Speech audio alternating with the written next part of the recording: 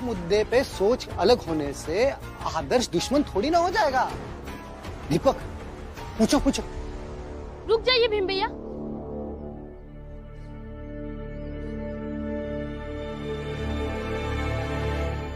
मैं मेरे विवाह में आपके लिए कपड़े लाना चाह रहा हूँ, नाप देने चलिए ना।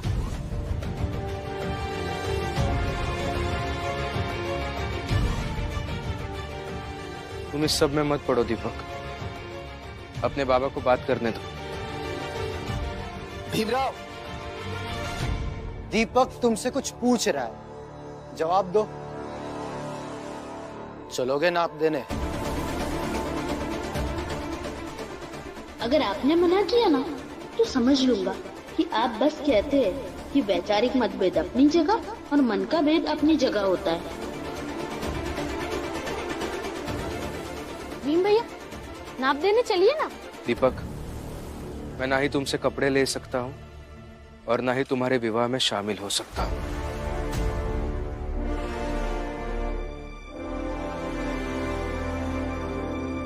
भीम भैया, आपसे ये उम्मीद नहीं थी।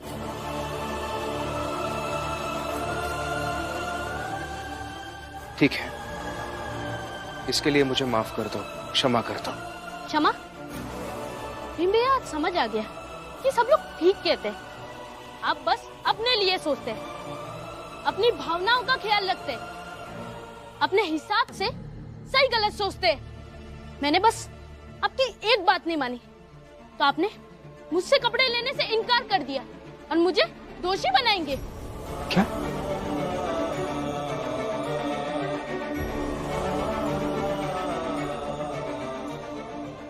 देखो, ऐसा नहीं है। मैं नहीं समझा सकता तुम्हें। क्यों नहीं समझा सकते? मैं बताती।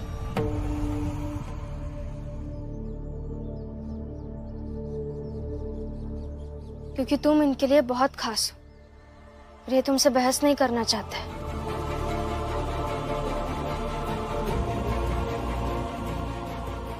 ये लीजिए, आप ये खाने का डिब्बा भूल गए थे। हाँ, चलता हूँ। चलता नहीं, बताकर जाना होगा।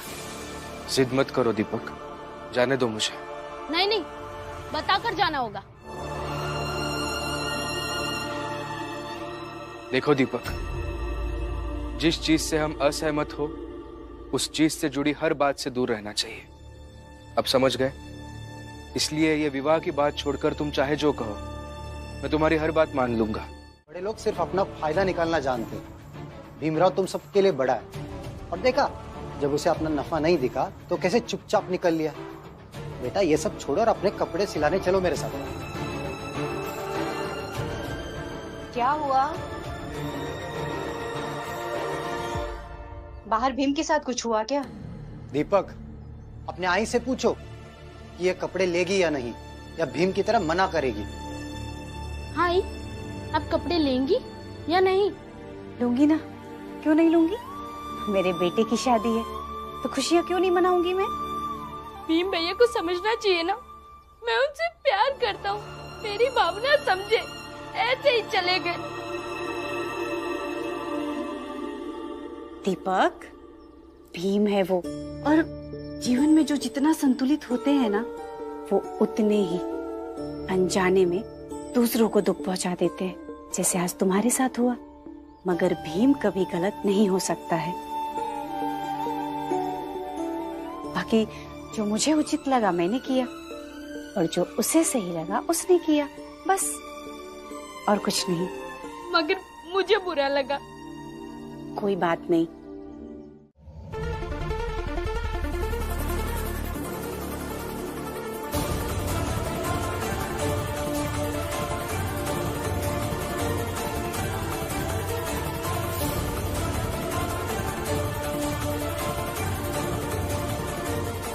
कल सुबह तक तैयार रखना, मैं चलता हूँ।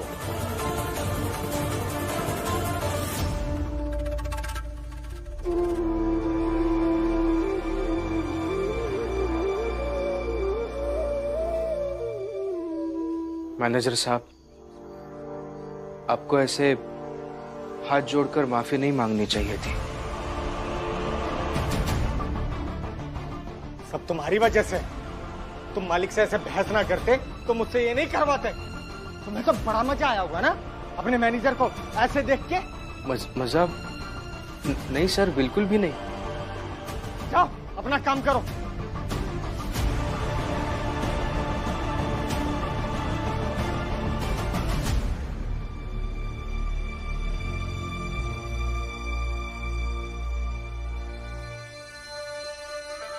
भीमराव, हमें एक बात समझ में नहीं आई। क्या? यही कि तुमने आराम की मांग मैनेजर साहब के लिए की लेकिन अपने लिए नहीं की। क्यों?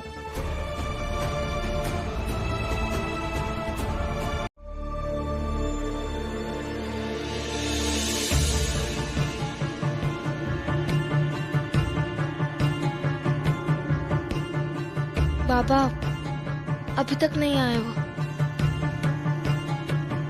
हाँ, देर तो बहुत हो गई। पता नहीं कहाँ रह गया। अरे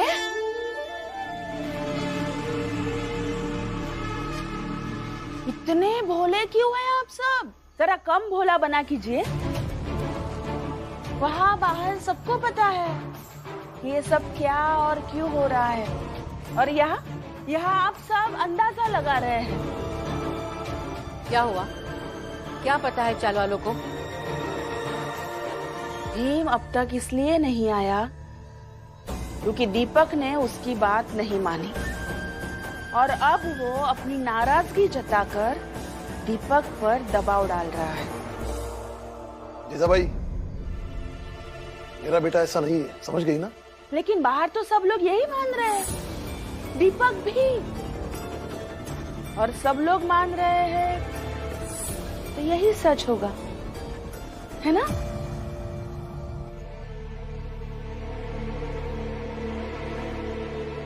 जीजाबाई, भीम ऐसा नहीं है। अगर ऐसा होता तो अपने बाबा से नाराज हो जाता और ऐसे ही दबाव बनाने की कोशिश करता, तो तू एक दिन भी इस घर में रह पाती थी? ये हर बार भीम की तरफदारी करना सही नहीं है। ठीक है भैया, यही है ना? पूछ ले कि अगर भीम भैया पर दबाव बनाने की कोशिश करता तो क्या करते ये? जीजाबाई, भीम पहले से था, तू बाद में आई है, तो नैतिकता भी यही कहती है ना?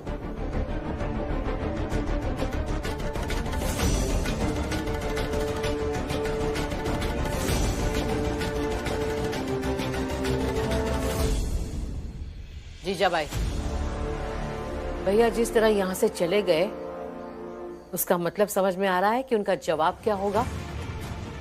और दूसरी बात, तो इस घर में जिस तरह इज्जत से अच्छे से रह रही है ना, वो सिर्फ भीम के कारण, और आगे भी रहेगी वो भी सिर्फ भीम के कारण। इधर आओ।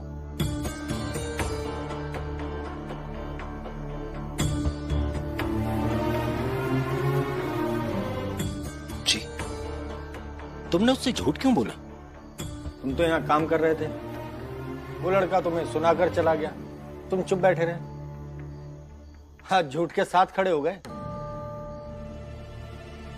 सर, दीपक का कल विवाह है और उसके मन पर एक भार है कि वो मेरी मर्जी के खिलाफ जाकर विवाह कर रहा है,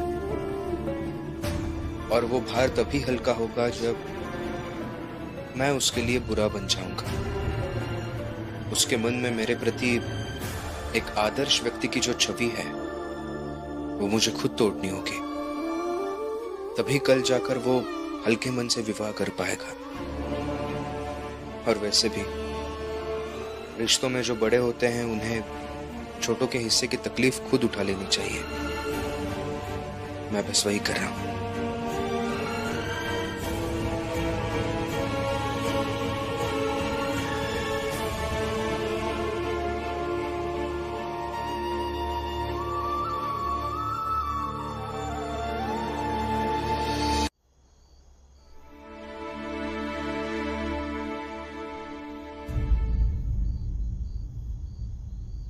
अब बिल्कुल वैसे ही है जैसे मैं आपको समझ चुकी हूँ।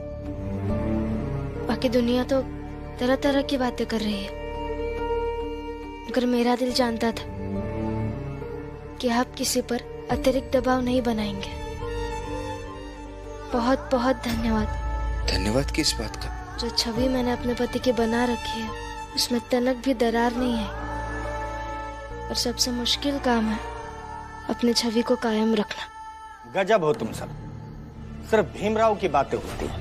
पहले एक आता है, वो भीमराव से सवाल करता है और सुना कर चला जाता है। फिर दूसरा आता है, वो भीमराव को महान बनाने में लग जाता है।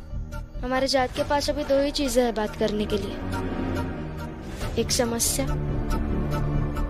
और समस्या का हल भीमराव। आप नहीं समझेंगे, छोड़िए। ये ऑफिस है, रिश्तेदारी निभाने की जगह नहीं। तुम जाओ यहाँ से। जाओ तुम रमा।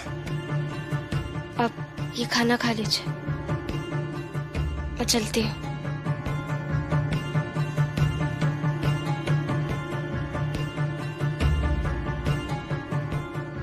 भीमराव, शर्म नहीं आ रही? नहीं बैठकर खाओगे? जाओ बाहर जाकर खाकर आओ। सिर्फ रखूंगा। कुछ भी नहीं, मैंने अपनी आंखों से देखा है वहां जाके। दीपक का कल विवाह है और उसके मन पर एक भार है कि वो मेरी मर्जी के खिलाफ जाकर विवाह कर रहा है, और वो भार तभी हल्का होगा जब मैं उसके लिए बुरा बन जाऊंगा।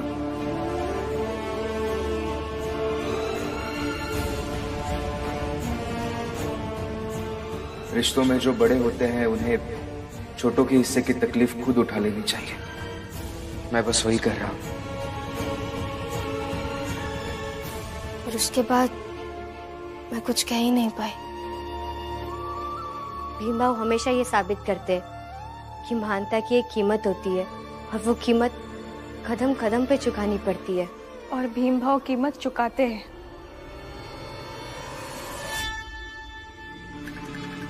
करो तुम तीनों महानता की जय जय,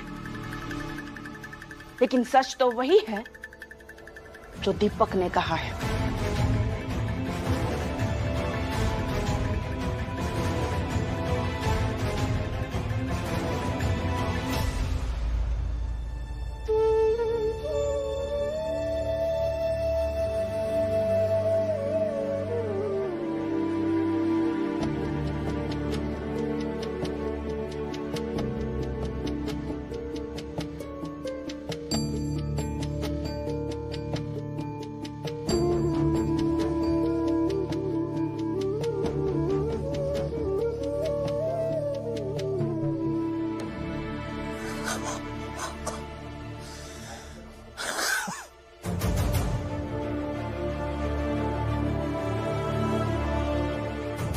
सर सर सर क्या हो रहा है आपको? सर सर क्या हो रहा है आपको? छूना नहीं, ध्यान भ्रष्ट हो जाएगा, छूना मत। सर आप मेरा ये हाथ पकड़िए, बाहर चलिए, मैं आपको अस्पताल लेकर जाऊंगा। दूर हट जाओ, धर्म से बड़ी जान नहीं है। कैसी बात कर रहे हैं सर आप? जान से बढ़कर कुछ नहीं है। जान ही नहीं बचेगी तो धर्म का क्या करोगे? अगर इतनी सहायता करना चाहते हो तो बाहर जाओ, आवाज लगाओ, कोई हमारी जात का आएगा जो हमें हॉस्पिटल लेकर जाएगा। जी सर, मैं अभी देख कर आता हूँ। कोई है? कोई है क्या?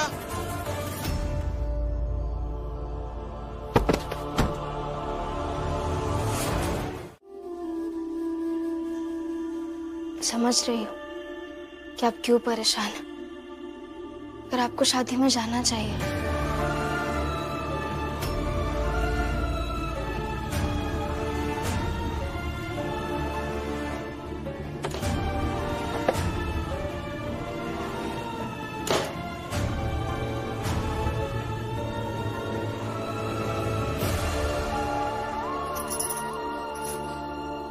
ये लीजिए, ये कोट पहन के जाइए। मैं इस शादी में तो जाऊंगा रमा, लेकिन ये मेरी वैचारिक हार है।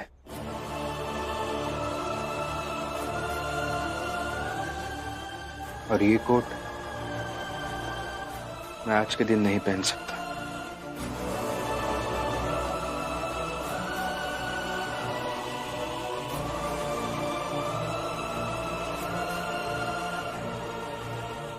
हर बार जीत तो कहीं नहीं मिलती, ना ही युद्ध में और ना ही वैचारिक लड़ाई में।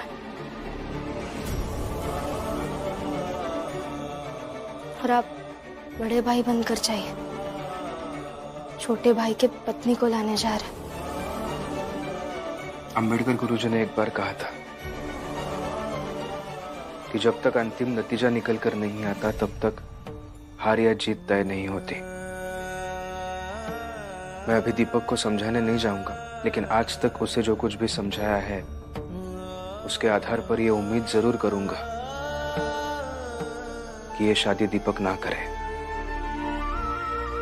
बाकी देखते हैं क्या होता है। उम्मीद करती हूँ कि सब अच्छा ही हो, और जब दीपक की शादी हो रही होगी तब आप कुछ मत बोलिएगा, चाहे आपको जितना भी बुरा लगे। तो लोग कहेंगे कि आपको दीपक की खुशी बर्दाश्त नहीं होती। उसकी शादी तो हो जाएगी, लेकिन जीवन भर लोग आपको ताने देते रहेंगे।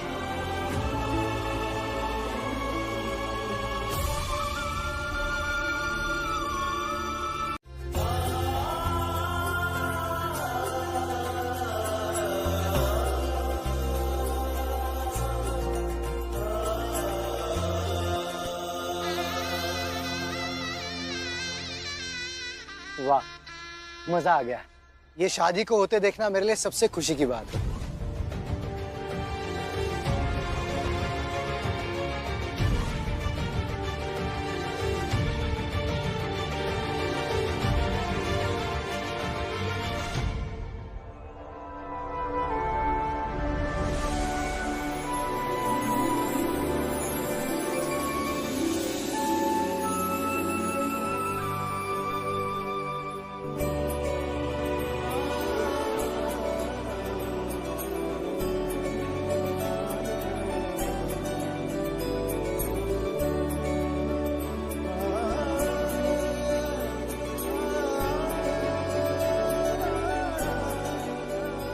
रमा, कमला को स्वतंत्र होकर उड़ना पसंद है।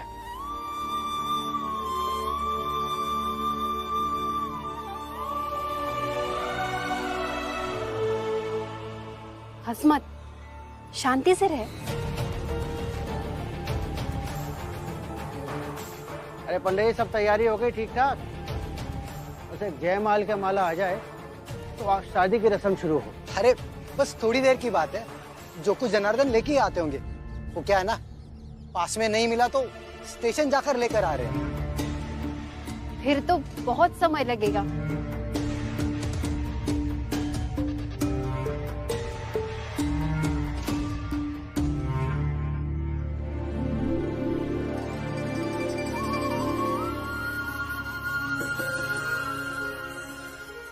अरे कहाँ जा रही हो?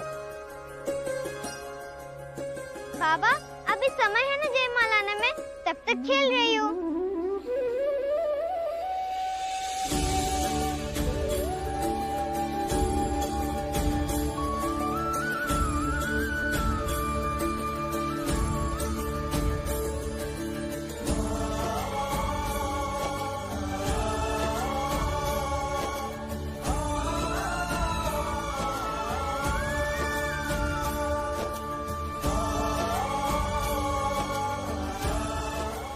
सुनो, लेकर आओ उसे। अब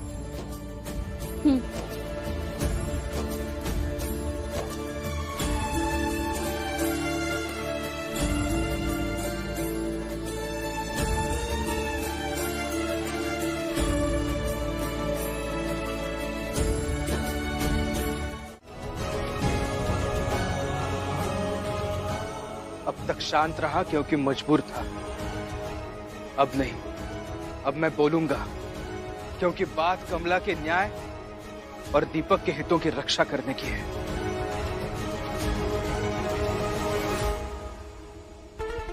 ये शादी नहीं होनी चाहिए।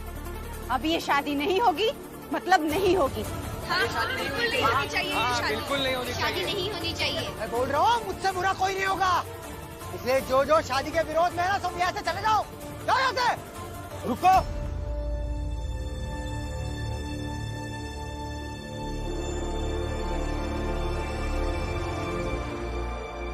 और अगर ये शादी हुई तो कल के अखबार में मैं छापूंगा कि आप सबने मिलकर जबरन ये शादी कराई है। फिर पूरा शहर आप पर थू थू करेगा।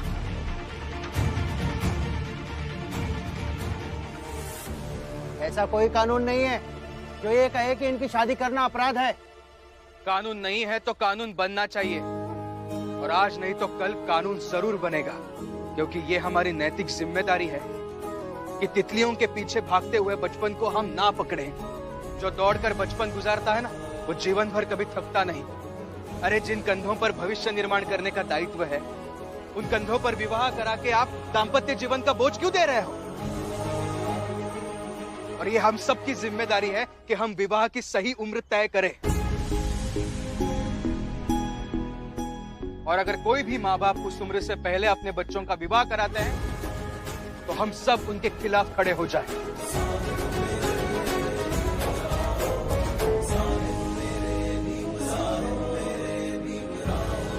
पुरुषोत्तम, अगर कल शाम तक मेरे पैसे नहीं आए ना तो तेरे टुकड़े टुकड़े करके फेंक दूंगा, समझा? औकात है तो आ जाइएगा। ए शोभा, ढंग से बात कर मेरे पति से। आप ढंग से बात कीजिए शोभा काकी से।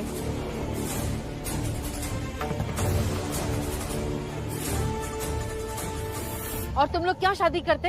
एक दूसरे के प्रति इतनी तो इज्जत है।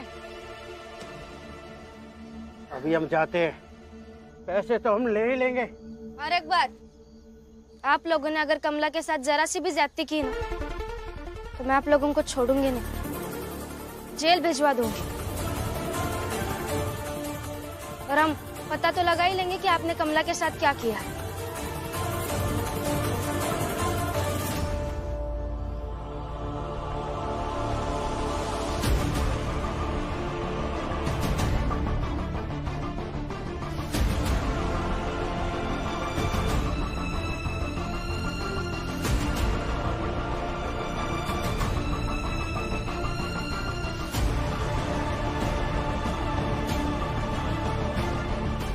धन्यवाद भीम भैया, धन्यवाद रमाताई, और धन्यवाद जो जो इस शादी के खिलाफ थे।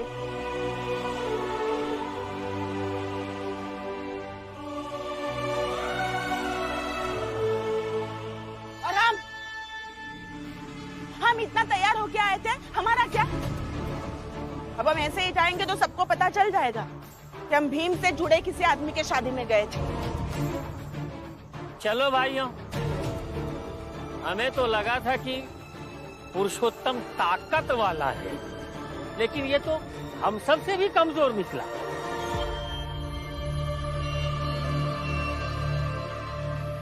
अरे ये पुरुषोत्तम का बेटवा रहा ना, हमारा बेटवा होता तो हम एक को बात न सुनते। घर के मामले में घुस रहा है भीमराव, तो विचार विमर्श कीजिए, रात रात भर सोचिएगा कि आगे क्या करना है, भीम को कैसे नीचा दिखाना है।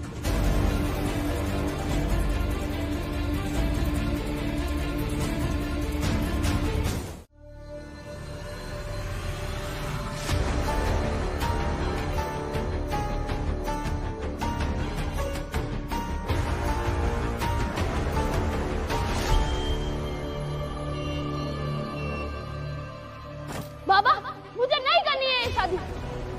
अब तक शांत रहा क्योंकि मजबूर था, अब नहीं, अब मैं बोलूंगा क्योंकि बात कमला के न्याय और दीपक के हितों की रक्षा करने की है। ये शादी नहीं होनी चाहिए। ऐसे कैसे नहीं होनी चाहिए? अब ये शादी नहीं होगी, मतलब नहीं होगी। बिल्कुल नहीं होनी चाहिए ये शादी। बिल्कुल नहीं होनी शादी नहीं होनी चाहिए। पुरुषोत्तम, अगर कल शाम तक मेरे पैसे नहीं आए ना तो तेरे टुकड़े टुकड़े करके फेंक दूंगा, समझा? जिस मकसद से आया था वो पूरा नहीं हुआ। उस भीम ने पूरा पानी फेर दिया।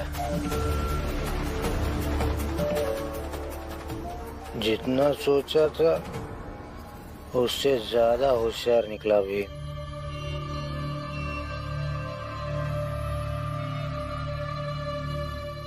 मेरी गैर मौजूदगी में दीपक के दिमाग में ऐसा कुछ भर दिया कि उसने शादी करने से इनकार कर दिया।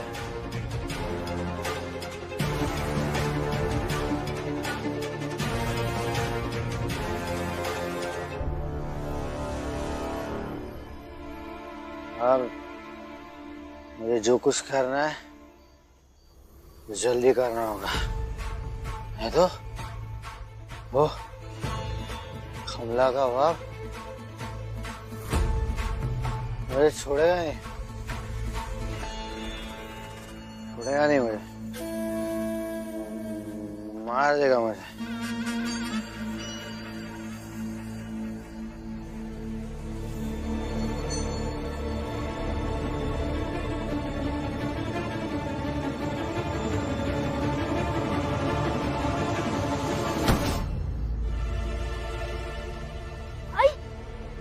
लगता है ये बाबा है। अरे क्या हो गया? उठो उठो। बाबा आना है तो जाओ, तमाशा क्यों कर रहे हो? तमाशा क्यों कर रहा हूँ? इसने इतना कुछ किया मेरे साथ और मैं तमाशा ना करूं? भीमराव आओ यहाँ।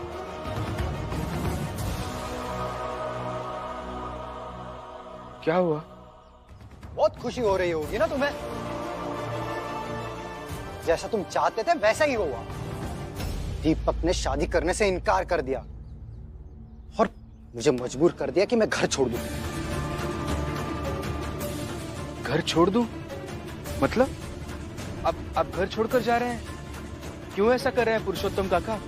बहुत मुश्किल से घर बसा है आपका, ये सब मत कीजिए। हाँ, आप ऐसे घर छोड़कर मत जाइए। हितेश भाऊ, जोखू भाऊ, मनोहर भाऊ, देख रहे हो, नाटक देख रहे हो? पहले सब कुछ उजाड़ दिया और अब दुख और चिंता जता रहे हो। जीजाबाई, ये कोई नई बात नहीं है, सालों से देखते आ रहे हैं, अब तो आदत सी पड़ गई है।